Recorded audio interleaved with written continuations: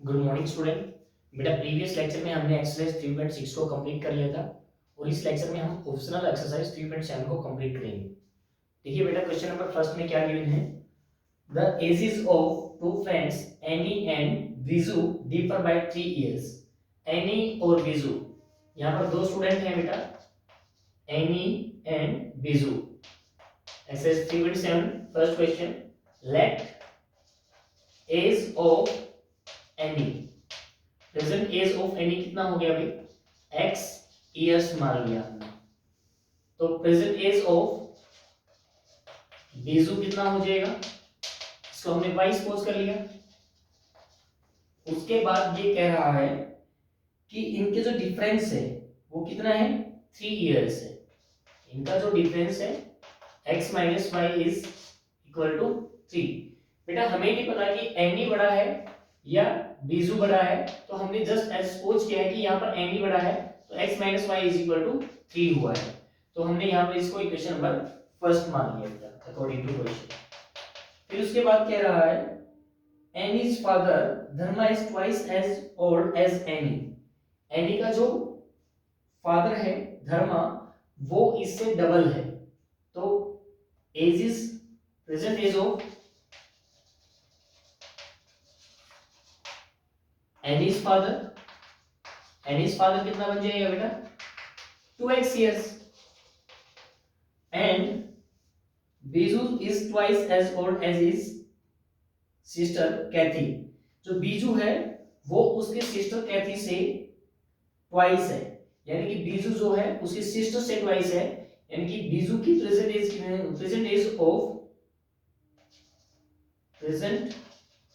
Of Biju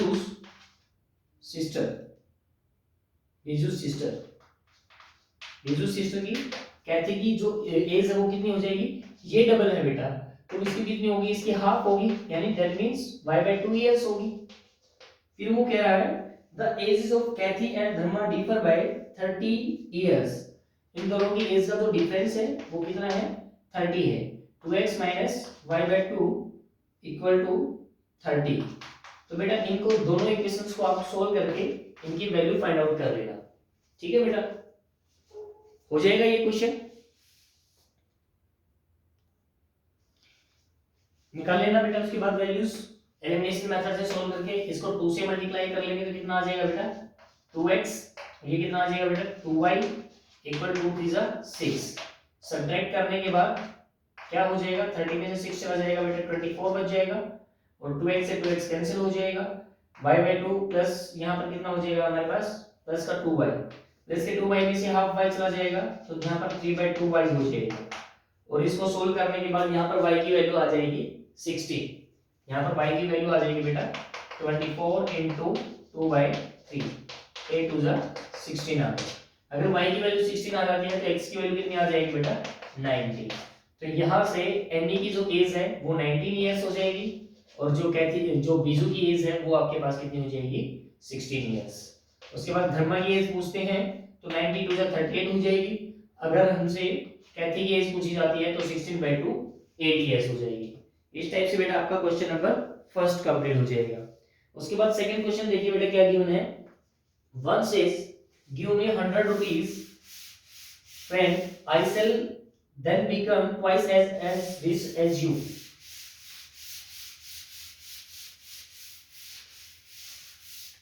और उसके बाद उसने कहा है the other replies if you give me 10 then I shall be 6 times as rich as you, tell me what is the amount of their capitals। हमने उनकी amount बतानी है, उन दोनों के पास क्या क्या अमाउंट है। तो बेटा यहाँ पे हम सपोज कर लेते हैं कि दो फ्रेंड हैं, लेट फर्स्ट फ्रेंड है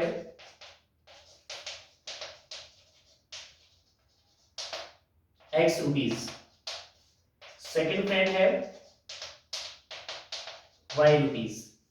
पहली कंडीशन में क्या कह रहा है कि अगर ये इसको 100 रुपीज दे दे तो इसके पास 100 रुपीज ज्यादा हो जाएंगे और इसके पास 100 रुपीज कम हो जाएंगे, तो वो उससे कितना हो जाएगा, ट्वाइस और इससे ट्वाइस रिच हो जाएगा। यानी इक्वल बनाने के लिए इसको 2 से मल्टीप्लाई करना पड़ेगा। ये आपके पास फर्स्ट इक्वेशन बन जाएगी।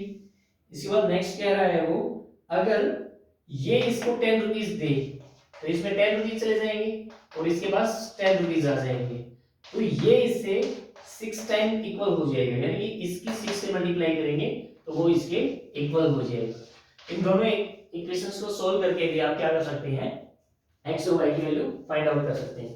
देखिए बेटा क्या बनेगा, आपके पास x + 100 फर्स्ट इक्वेशन में, यहाँ पर 2y - 200, इसको सोल्व कर लेते हैं तो x - 2y, और यहाँ पर कितना हो जाएगा, 100 उधर जाने के बाद माइनस का हो जाएगा तो माइनस का 300।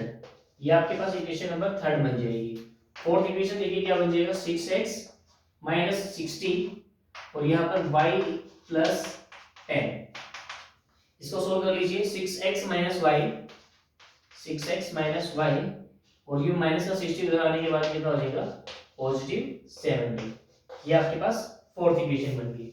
अगर बेटा हम इसको 2 से मल्टीप्लाई कर लें, इसको 2 से मल्टीप्लाई कर लें तो ये क्या बन जाएगी, 2 6 यहाँ पर 12 हो जाएगा, यहाँ पर कितना हो जाएगा बेटा 2y और यहाँ पर कितना हो जाएगा 140। फिर इसको सब्ट्रैक्ट कर दीजिए, सब्ट्रैक्ट करने के बाद ये माइनस का, यहाँ पॉजिटिव यहाँ नेगेटिव, 2y से 2y कैंसिल हो जाएगा, -12y में से 1y चला जाएगा तो 1x चला जाएगा तो कितना बचेगा बेटा माइनस का 11x, और यहाँ पे माइनस का 300 और माइनस का 140, कितना बन जाएगा आपके पास 440। माइनस से माइनस कैंसिल हो जाएगी और x की वैल्यू आ जाएगी बेटा आपकी 440/11, 11 से कट जाएगा तो 40 आ जाएगा, तो x की वैल्यू आ जाएगी 40। तो फर्स्ट फ्रेंड के पास कितने रुपीस थे बेटा, 40 रुपीस थे। नेक्स्ट के पास देखिए x की वैल्यू को 40 पुट कर दीजिए, 40 पुट कर देंगे, इसी इक्वेशन में पुट कर लीजिए, x - 2y = -300। x की वैल्यू कितनी है 40 इक्वल से उधर चला जाएगा, वो भी नेगेटिव हो जाएगा, नेगेटिव होने के बाद 340 हो गया, शॉर्ट हो जाएगा, इसके पास कितने हो गए 170। तो बेटा इस फ्रेंड के पास कितने रुपीस थे 170। इस टाइप से बेटा आपका सेकंड क्वेश्चन सोल्व हो जाएगा। इसके बाद थर्ड क्वेश्चन देखिए क्या गिवन है, a train cover a distance at a uniform speed. If the train would have been 10 km faster, it would have taken 2 hours less than the scheduled time. इन्होंने कहा है अगर हम ट्रेन की speed को बढ़ा दें, इफेक्टिव स्पीड बन जाएगी उसकी 10 km/h इंक्रीज कर दें, तो वो जो शेड्यूल टाइम है उससे कितना कम टाइम ले रही है 2 hours लेस देन ले रही है। And the train was slower by the 10 km, अगर स्लो कर दी जाए 10, let the speed of train is x, let speed of train is x km/h। और बेटा टाइम टेकन ऑफ ट्रेन हमने ले लिया बेटा t hours। तो बेटा स्पीड का जो फॉर्मूला होता है, स्पीड का क्या फॉर्मूला होता है, डिस्टेंस ओवर टाइम। तो स्पीड कितनी है x, डिस्टेंस को हम d रख लेते हैं और टाइम को बेटा t, तो आपके पास xt = d हो जाएगा, ये आपके पास एक रिलेशन हो जाएगा, ठीक है भाई। उसके बाद यहाँ पर देखिए नेक्स्ट जो कंडीशन है वो क्या है, अगर 10 किलोमीटर इंक्रीज कर दें तो स्पीड क्या हो जाएगी x + 10 हो जाएगी, डिस्टेंस आपके पास d है और टाइम कितना हो जाएगा, टाइम आपके पास 2 hours लेस हो जाएगा। अगर उसने 10 किलोमीटर स्पीड को डिक्रीज कर दिया तो उसके पास जो टाइम है वो 3 hours मोर लगेगा, ठीक है। ये दो कंडीशन बन जाएगी। उसके बाद इसको सोल्व कर लीजिए, क्रॉस मल्टीप्लाई करके x की t से मल्टीप्लाई कर लेंगे xt, x की 2 से मल्टीप्लाई कर लेंगे 2x, प्लस 10 की t से मल्टीप्लाई कर लेंगे 10t, एंड 10 की 2 से मल्टीप्लाई कर लेंगे 10 * 20 = d। यहाँ पर इसको भी सोल्व कर लेंगे, x की t से मल्टीप्लाई कर लेंगे xt, x की 3 से मल्टीप्लाई कर लेंगे 3x, माइनस 10 की t से मल्टीप्लाई कर लेंगे 10t, 10 की 3 से मल्टीप्लाई कर लेंगे -30 = d। आपको पता ही है कि xt किसके इक्वल है, d के इक्वल है। अगर हम यहाँ पर d रखते हैं तो इससे ये कैंसिल हो जाएगा, तो आपके पास क्या बच जाएगा -2x + 10t = 20। फर्स्ट इक्वेशन आपके पास ये मिल जाएगी और इससे ये भी कैंसिल हो जाएगा, 3x - 10t is equal to 30। ये आपके पास बेटा सेकंड इक्वेशन हो जाएगी। गेट इट बेटा। यहाँ पर इसके बाद सोल्व कर लीजिए इन दोनों को ऐड कर लीजिए। इन दोनों को ऐड करने से क्या हो जाएगा, 10t से 10t कैंसिल हो जाएगा, 3x में से 2x चला जाएगा बेटा, x बच जाएगा, और इन दोनों को ऐड करने से x की वैल्यू कितनी आ जाएगी 50। तो स्पीड ऑफ ट्रेन कितनी आ गई बेटा 50 किलोमीटर पर आवर। अगर आपके पास x की वैल्यू 50 आ तो x की वैल्यू को 50 पुट कर देते हैं सेकंड इक्वेशन में। यहाँ पर पुट होने के बाद 150 हो जाएगा minus 10t equal to 30 equal से इधर आने के बाद ये 120 बच जाएगा इक्वल टू 110t हो जाएगा। और यहाँ से t की वैल्यू फाइंड आउट करने के बाद बेटा कितना आ जाएगा 12, t की वैल्यू आ जाएगी 12 आवर्स और x की वैल्यू आ जाएगी 50 किलोमीटर पर आवर। अगर उसने कहा है कि डिस्टेंस बताइए तो डिस्टेंस का फॉर्मूला क्या होता है, स्पीड इनटू टाइम। इन दोनों की मल्टीप्लाई होने के बाद इसका टाइम, इसका जो डिस्टेंस आ जाएगा वो कितना आ जाएगा 600 किलोमीटर। तो इस टाइप से बेटा आपका थर्ड क्वेश्चन सोल्व हो जाएगा। बहुत ही अच्छा क्वेश्चन था, थोड़ा सा कॉम्प्लिकेटेड जरूर था लेकिन मुश्किल नहीं था। नेक्स्ट देखिए,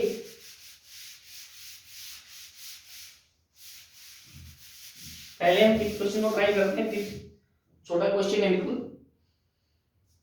angle C equal to thrice of angle B equal to twice of angle A plus B, ये इक्वल गिवन है। और हमें कहा है कि ABC जो एंगल है वो तीनों ट्रायंगल के एंगल हैं। अगर बेटा इन तीनों ट्रायंगल के एंगल हैं तो we know that is sum of these three angles 180 के इक्वल रहेगा। और यहाँ से अगर A प्लस B अगर हम निकालें तो A प्लस B किसके इक्वल हो जाएगा 180 माइनस C के, एंगल C के इक्वल हो जाएगा 180 माइनस एंगल C के। तो यहाँ से देखिए अगर हम यहाँ पर A प्लस B की, यहाँ पर देखिए angle C equal to thrice of angle B, angle C इसके इक्वल भी है और एंगल C जो है इक्वल है twice of angle A plus twice of angle B, यानी कि A प्लस B के ट्वाइस के इक्वल है।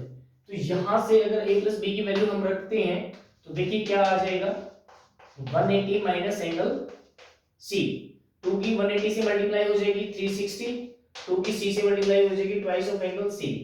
यहाँ पर हमारे पास एंगल C है तो ये इक्वल से इधर आने के बाद angle C plus twice of angle C equal to 360।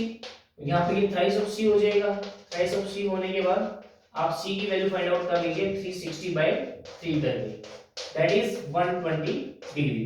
Angle C आ जाएगा आपके पास 120 डिग्री। एंगल C की वैल्यू 120 आने के बाद बेटा यहाँ पे B की वैल्यू भी आ जाएगी, 3 हमारा इक्वल मल्टीप्लाई से इधर डिवाइड में आ जाएगा।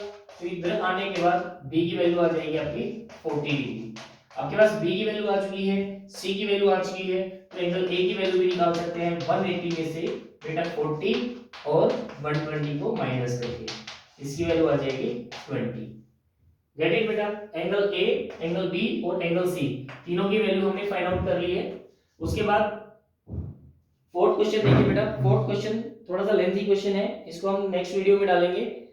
फिफ्थ क्वेश्चन हो चुका है। सिक्स्थ क्वेश्चन देखिए बेटा, सिक्स्थ में क्या है, सिक्स्थ में गिवन है draw the graph of the equation 5x - y = 5 and 3x - y = 3. Determine the coordinate of the vertices of triangle formed by the line and the y axis. आपको करना क्या है, आपके पास दो इक्वेशन गिवन है, इन दोनों इक्वेशंस को क्या करना है, किसी भी ग्राफ पर प्लॉट करना है। वो चीजें इस टाइप से होंगी। तो आपको बताना है कि ये y एक्सिस के साथ दोनों लाइनें जैसे भी एंगल बनाएंगी, जैसे भी ट्रायंगल बनाएंगी उसको शेड करना है, ठीक है, और इसके वर्टिसेस को राइट करना है। सपोज जैसे अगर ऐसा बनेगा तो y एक्सिस के साथ आपकी ये वाली ट्रायंगल बनेगी और इस ट्रायंगल के तीनों वर्टिसेस आपको राइट करने हैं। तो बेटा 6 क्वेश्चन को भी ट्राई कर लेना, ये हो जाएगा। और पेंडिंग जितने भी क्वेश्चन हैं उनकी सबकी वीडियो हम नेक्स्ट में भेज देंगे। Thank you student, have a nice day.